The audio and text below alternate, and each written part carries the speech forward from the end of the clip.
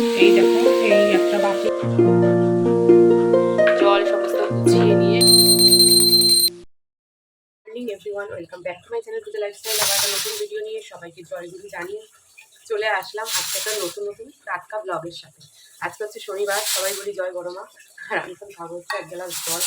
এই জলটা তো কালকে ফ্লাক্সে বলেছিলাম, এবার এই জলটা এখন কী হয়েছে বলো তো, গরম নেই, একদম হালকা, মানে গরম একদম একটা উষ্ণ ভাব এসে রয়েছে। এখন এই জলটা খাবো। আর এদিকে তো প্রেশার কুকারের আওয়াজ পাচ্ছ, প্রেশার কুকারে বসিয়েছি হচ্ছে কাঠি সেদ্ধ। 2 সপ্তাহ আগে গণেশ কাঠি এনেছে, সে কাঠি এখনো অব্দি আমি উদ্ধার করতে পারিনি, কারণ কাঠি যেটা আমার আর ভালো লাগছে না। তো আজকে শনিবার যাবো হচ্ছে মার বাড়ি। গণেশ ভালো খায়, গণেশের জন্য কাঠি দিয়ে আলু দিয়ে তরকারি করবো, আর করে ওকে জানিয়ে দেবো আর জন্য কাঠি না আনে। আজকে প্রস্তুতি নিয়েছিলাম পনির আলুর তরকারি করার। এবার আগের দিন রাতে গণেশ বলছে পনির আলু দিয়ে তরকারি করো না, পনিরটা দিয়ে চিলি পনির বানাবে।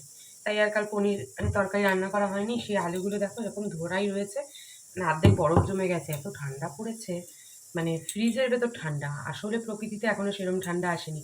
ওই সোয়েটার তো ওরমই বার করা রয়েছে এখনো।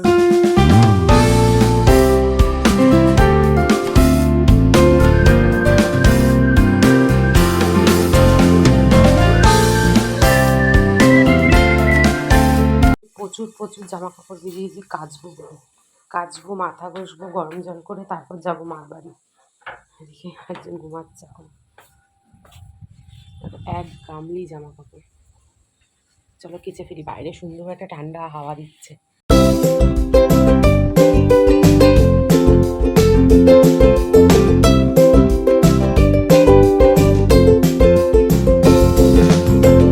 জামা কাপড় কেচে এখানটা রেখে দিয়েছি, এদিকে বাইরে পড়ছে বৃষ্টি। কোথায় মেলবো জানি না, বৃষ্টি একটু থেমেছে, দেখি তাহলে মেলে দিই। এক বালতি দেখো ঠাসা।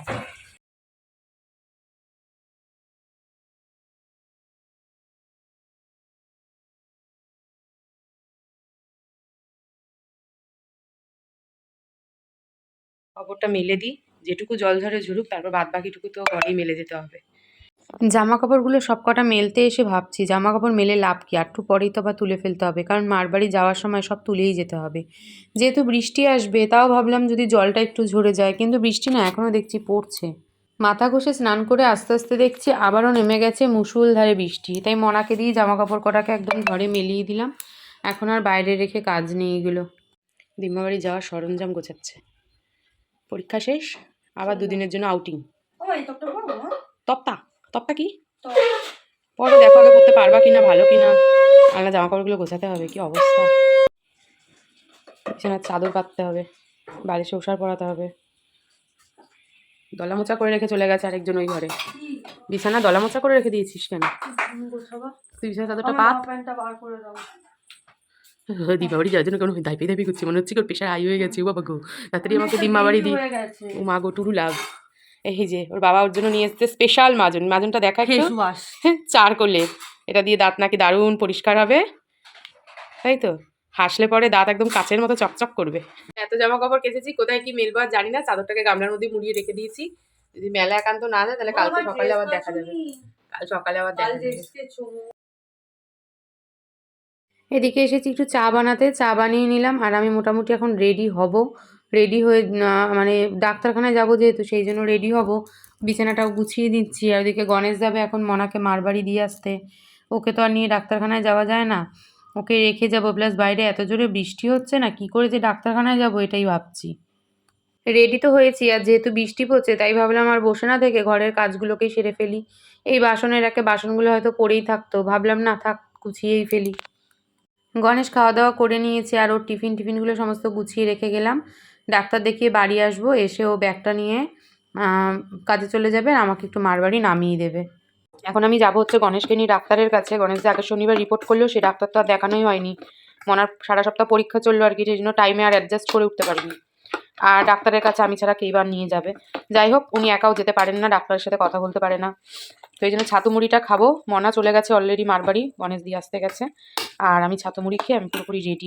আমি এই চুলটা বাঁধিনি, ছাতু মুড়িটা একগাল মুখে দেবো, দিয়ে ছাতু মুড়িটা এই দূর চুলটা বাঁধবো। আর মোটামুটি রেডি হয়ে নিয়েছি, বুঝলে। হ্যাঁ, গণেশ আবার আসবে, এসে আবার কাজে যাবে, মানে প্রচুর প্রচুর তারও টিফিন জল সমস্ত গুছিয়ে রেখে একবারে বেরোবো। এসে ও বেরোবে, সাথে সাথে আমিও বেরোবো মার বাড়ি। পুরো রেডি হয়ে গেছে, আবার বৃষ্টি নেমেছে। আমার কোনো দোষ নেই। পিঠে গ্যাসের ব্যথা হচ্ছে আজকে, গ্যাসের ওষুধ খেলাম সকালবেলা, রিপোর্ট গুছিয়ে নিয়েছি। এই হচ্ছে রিপোর্ট, দুটো রিপোর্টই নিয়েছি, আগের বারেরটা এইবারেরটা, কোনটা আবার কখন দেখতে চায়। আর প্রেসক্রিপশানও গুছিয়ে নিয়েছি। আমরা যখন ডাক্তার দেখাতে আসি, ডাক্তারখানায় এসে বসি, তখনও কিন্তু আমরা জানি না যে ডাক্তার কী বলবে। সেজন্য মনটা একটা টেনশান থাকে এই আর কি, কিন্তু মুখে হাসি থাকে। কিন্তু ডাক্তার দেখিয়ে বেরানোর পর এই যে কারোর মুখে থাকে হাসি, কারোর মুখে থাকে একটা ছোপ আর কি। আমার বাড়ি দিয়ে বাড়ি এসেছি বেশ খানিকক্ষণ আগে। সকাল থেকে আর কোনো রকম ভিডিও করাই হয়নি।